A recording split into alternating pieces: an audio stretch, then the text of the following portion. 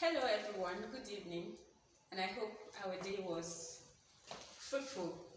So we've been talking about this shift, this big shift we want to make on the Locked In Challenge, and tonight I finally get to talk about it. I want to start by asking us a question. Can you see the future? Can you see the future? Again, I ask, can you see the future? I give us some ideas. Some people saw the future in a time when nobody ever went to the moon. They started to think that people could actually go to the moon. In fact, they're even starting to think that people can even live in the moon. Way before it happens, they start to plan for it. They start to strategize for it. They start to get themselves ready for it. They start to study for it. And eventually, they get to do it.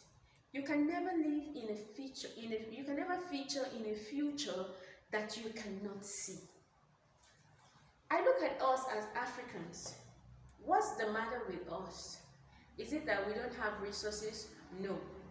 Is it that we don't have intelligent people in Africa? No. What exactly is the problem? I think we don't think about the future.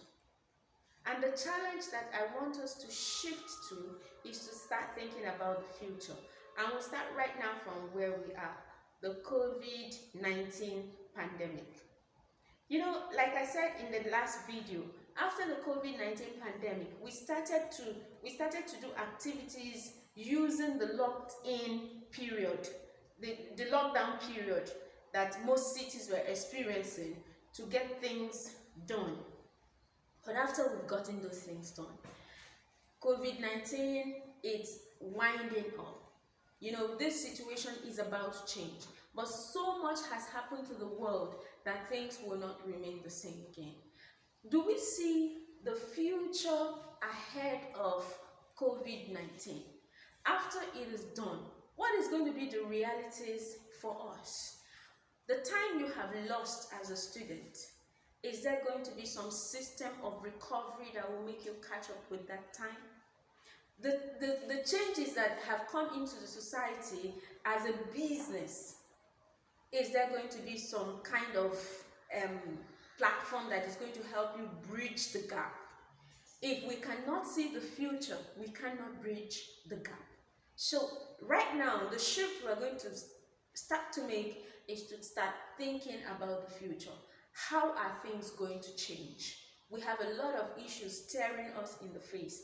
First of all, starting with our productivity as individuals, starting with recovering our values as individuals, starting with moving forward as individuals, and then starting with dealing with our national issues and dealing with the issues coming up in the world. I want to ask you again, can you see the future? So we're going to start a set of new perspective for our discourses, and they're going to be challenging us. The new challenge we're going to pick up will be the challenge of putting the future in perspective. Most times we only think about today, but I want us to think about tomorrow, and the tomorrow after that, and then the next generation of us, and then the generation after our next generation, and then the generation after that. But we're going to start with ourselves. I want us to, begin to discuss these things and discuss the implications for our nation of the COVID-19 pandemic, post-COVID-19 pandemic realities. What is going to be for our nation? For instance, you see that the price of oil has fallen and Nigeria is a mono economy. What is the implication of that for us as a nation? If you are from a family where maybe your parents are civil servants or you yourself is a civil servant, what's going to be the implication? What if government cannot afford to cover its costs? What if government is going to borrow a lot of money? What implication would that be for our sectors? The education sector, the health sector. What is that going to, what would that mean for infrastructure in our nation? What with the burden of debt, with the debts that we already have on ground, if they have to borrow to run the economy, what implication will it bring on our economy? And then, if government is not able to pay its wages, will there be layoffs?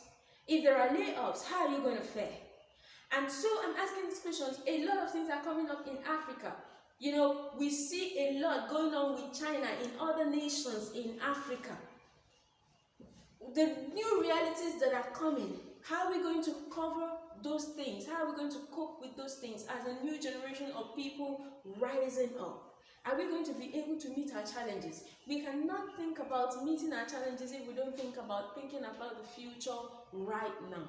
So our discourses, they're going to shift.